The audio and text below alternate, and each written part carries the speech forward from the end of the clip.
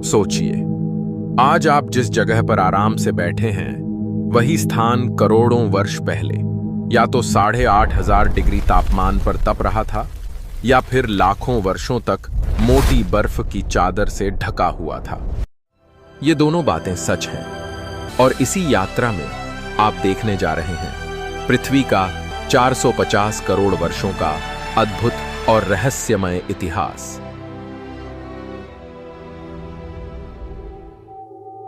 आज जहां हमारा सौरमंडल है, वहां कभी केवल धूल और गैस के बादल फैले थे। वैज्ञानिक मानते हैं कि पास का एक तारा अपनी ऊर्जा खोने के बाद एक सुपरनोवा में बदल गया। उस विस्फोट ने धूल और गैस को अंतरिक्ष में फैला दिया। ये कण आपस में टकराए, गुरुत्वाकर्षण की शक्ति से एक दूसरे को खींचने लगे। दबाव और गर्मी के कारण ये कण धीरे धीरे बड़े पत्थरों और उल्कापिंडों में बदल गए। यही प्रक्रिया थी जिसने हमारे सूर्य को जन्म दिया और उसके चारों ओर घूमते पत्थरों से बने बुध, शुक्र, पृथ्वी, मंगल और बाकी सभी ग्रह। उस समय पृथ्वी और मंगल की कक्षा के बीच एक विशाल पिंड मौजूद था जिसे थिया कहा जाता है। गुरुत्वाकर्षण के कारण थिया पृथ्वी से टकरा गया। इस भयंकर टक्कर में पृथ्वी के हिस्से टूटकर अंतरिक्ष में बिखर गए। ये टुकड़े पृथ्वी की परिक्रमा करने लगे और समय के साथ मिलकर हमारे चंद्रमा में बदल गए। शुरुआत में पूरी पृथ्वी पिघले हुए पत्थरों का महासागर थी। धीरे धीरे भारी तत्व जैसे लोहा और रेडियोएक्टिव पदार्थ पृथ्वी के केंद्र में चले गए और हल्के तत्व सतह पर जमा होने लगे। लाखों वर्षों तक उल्कापिंडों की बरसात होती रही। इन उल्काओं ने अपने साथ लाए नमक, खनिज और जल के अणु। यही पानी पृथ्वी पर जमा होकर समय के साथ महासागर बनाए। इन गहरे समुद्र में ज्वालामुखीय दरारों से निकलने वाली गर्मी और खनिजों से पहली बार सूक्ष्म जीव बने। करीब 2.5 अरब वर्ष पहले कुछ जीवों ने सूर्य की रोशनी का उपयोग करना शुरू किया। वे जल और खनिजों से पनपने लगे और ऑक्सीजन बनते रहे। समय के साथ धीरे धीरे ऑक्सीजन वायुमंडल में जमा होने लगी। जब वातावरण बदला तो कभी एसिडिक वर्षा हुई तो और कभी पूरा ग्रह बर्फ से ढक गया। इसे हिमयुग कहा जाता है। सफेद बर्फ सूर्य की किरणों को लौटा देती थी, जिससे धरती और ठंडी होने लगी।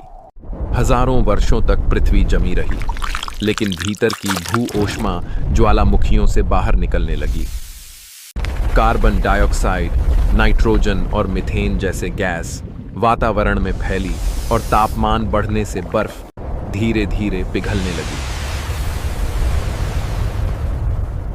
करीब 47 करोड़ वर्ष पहले पहली बार पौधे समुद्र अलावा जमीन पर उगने लगे।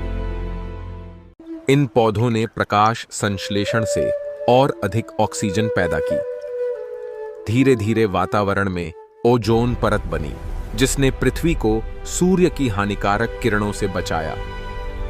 जमीन पर 80 से 100 फीट ऊंचे वृक्ष उगने लगे। धीरे धीरे समुद्री जीव पानी से बाहर निकलकर जमीन पर आने लगे। उस समय पृथ्वी के सभी महाद्वीप आपस में जुड़े हुए थे। इस विशाल भूखंड को पैंजिया कहा जाता था। यही वह दौर था जब डायनासोर का विकास हुआ और उन्होंने करोड़ों वर्षों तक पृथ्वी पर राज किया। कुछ समुद्रों में रहते थे, कुछ आसमान पर राज करते थे, कुछ विशाल शाकाहारी थे और कुछ बेहद भयंकर मांसाहारी। करीब 20 करोड़ वर्ष पहले पैंजिया टूटने लगा। महाद्वीप अलग अलग दिशाओं में बढ़ गए। जलवायु बदली और जीवन और भी विविध रूपों में विकसित हुआ। लगभग 6.5 करोड़ वर्ष पहले पृथ्वी की ओर अंतरिक्ष से एक विशाल उल्का पिंड बढ़ रहा था। इतना बड़ा कि माउंट एवरेस्ट भी उसके सामने छोटा लगे। उसकी रफ्तार थी 80,000 किलोमीटर प्रति घंटा और जैसे ही वह धरती से टकराया, उसकी ऊर्जा थी 10 करोड़ परमाणु बमों के बराबर। क्षण भर में जंगल राख हो गए, समुद्र उबल पड़े और धरती पर रहने वाले अनगिनत जीव तुरंत नष्ट हो गए। आसमान धूल और विषैली गैस से भर गया। सूर्य की किरणें महीनों तक पृथ्वी तक नहीं पहुंच पाईं। धरती फिर से एक ठंडी अंधेरी नर्क बन गई। डायनासोर का अंत हो चुका था, लेकिन इस तबाही के बीच भी छोटे जीव जो जमीन के भीतर छिपे रहते थे बच निकले। इन्हीं से शुरू हुआ वह सफर जिसने अंततः मनुष्य को जन्म दिया। अफ्रीका के घने जंगलों में भोजन की तलाश ने बंदरों को एक नया रास्ता दिखाया। धीरे धीरे उन्होंने दो पैरों पर सीधा चलना शुरू किया। यही कदम था जिसने उन्हें अलग बना दिया। हजारों पीढ़ियों के बदलाव के बाद वे बदल गए। आदि मानव में हमने अग्नि को वश में किया, औजार गढ़े, भाषा सीखी और संस्कृति रची। समूह बने, समाज बने और फिर सभ्यता खड़ी हुई। आज करोड़ों वर्षों की उस यात्रा के बाद हम मनुष्य पृथ्वी की सबसे विकसित प्रजाति बन चुके हैं। पृथ्वी को आज के रूप में ढलने में लगे 4.5 अरब वर्ष और मानव को एक छोटे से जीव से आज का स्वरूप लेने में लाखों वर्ष। लेकिन अफसोस, सिर्फ कुछ ही सदियों में हमने प्रदूषण, कार्बन डाइऑक्साइड और पर्यावरण विनाश से इस धरती को सबसे गहरी चोट पहुंचाई है।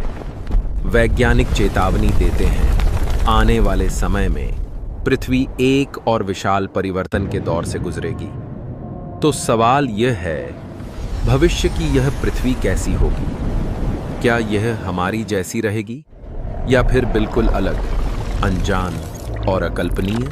यह जानेंगे हम अपनी अगली यात्रा में। अगर आपको यह वीडियो पसंद आया हो तो इसे लाइक करें और हमारे चैनल को सब्सक्राइब करके इस ज्ञान और कल्पना से भरे परिवार का हिस्सा जरूर बनें।